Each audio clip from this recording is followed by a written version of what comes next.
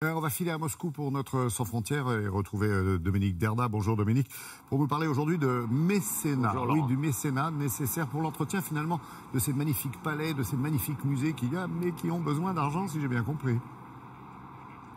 Oui, absolument. Vous savez, Laurent, beaucoup de ces palais ont été endommagés, que ce soit durant la révolution bolchevique d'octobre 1917 ou plus tard durant la Deuxième Guerre mondiale. Et les travaux de restauration de certains d'entre eux ne sont toujours pas terminés. C'est le cas notamment du palais de Catherine dans la région de Saint-Pétersbourg, qui est un palais absolument magnifique dont il ne restait pratiquement plus rien au lendemain de la Seconde Guerre mondiale. Depuis, des travaux de restauration très importants ont été entrepris. La plupart des salles ont rouvert au public, mais pas toutes, et notamment pas le très célèbre, le très beau Salon de Lyon, qui est l'un des joyaux de ce palais. Simplement, jusqu'à présent, il était toujours fermé, mais là, ça y est, les travaux de rénovation viennent enfin de commencer, et c'est une grande entreprise française associée à une grande entreprise russe qui ont décidé de s'associer pour payer une partie des travaux de rénovation. C'est ce que je vous propose de voir dans ce reportage réalisé avec Patrice Hacheret.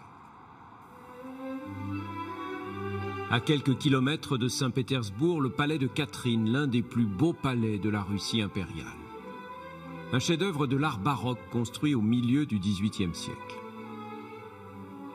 Difficile en parcourant son grand salon d'imaginer qu'au lendemain de la Seconde Guerre mondiale, le château n'était plus que ruine. Une coquille vide et calcinée à la suite des bombardements et des pillages. Pour rendre au palais sa splendeur d'antan, les recettes du musée ne suffisent pas, les subventions non plus. Il faut donc trouver des mécènes. C'est le gouvernement allemand, par exemple, qui a financé la restauration de la fameuse chambre d'ambre. L'original volé par les nazis n'a jamais été retrouvé. À quelques mètres de là, derrière cette porte, une autre pièce qui, pour quelques mois encore, reste fermée aux visiteurs.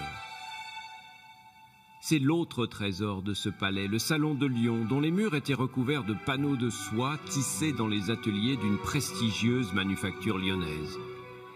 Sur ces images recréées par ordinateur, voici à quoi il ressemblait, et c'est à cela qu'il ressemblera une fois sa restauration terminée. Une restauration financée en grande partie par Gazprom, la compagnie russe du gaz, et Engie, l'ex-Gaz de France, qui ensemble ont décidé de célébrer ainsi les liens qui les unissent et qui unissent nos deux pays, malgré les tensions actuelles entre la Russie et l'Occident. Je crois que dans ce monde très troublé que nous traversons, d'avoir des relations commerciales, mais qui deviennent des relations de partenariat fortes, c'est très important, ce sont des points fixes, et au fond, ce partenariat culturel ne fait que renforcer ce partenariat industriel et commercial. À Lyon, dans les archives de la filature, on a retrouvé des échantillons des tissus de l'époque. Ne restait plus qu'à les reproduire tels qu'ils avaient été commandés jadis par la cour impériale.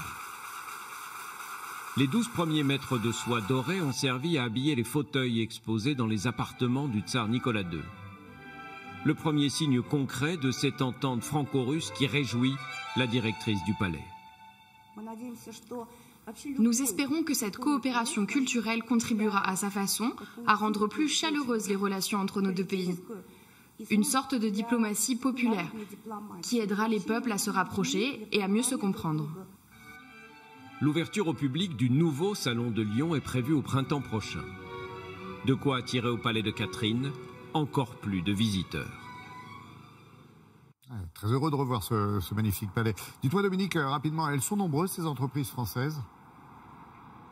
Oui, elles sont nombreuses, Laurent. Il y a celles comme Engie, on vient de le voir, qui participent à la rénovation de ce palais. Il y en a d'autres comme Pernod Ricard, par exemple, qui soutiennent des programmes de protection de la nature, de sauvegarde des espèces menacées. Puis il y en a beaucoup d'autres encore qui financent des programmes d'aide aux sans-abri, aux orphelins. C'est une bonne manière pour ces entreprises de montrer leur attachement à la Russie. C'est aussi et surtout une bonne manière pour elles d'entretenir leur image dans ce pays qui est à la fois un marché très important et aussi un partenaire très important pour beaucoup de ces entreprises françaises. Et vous avez mille fois raison de le souligner. Merci beaucoup Dominique pour toutes ces infos. Bonne journée à vous et à toute votre équipe sous le soleil de Moscou.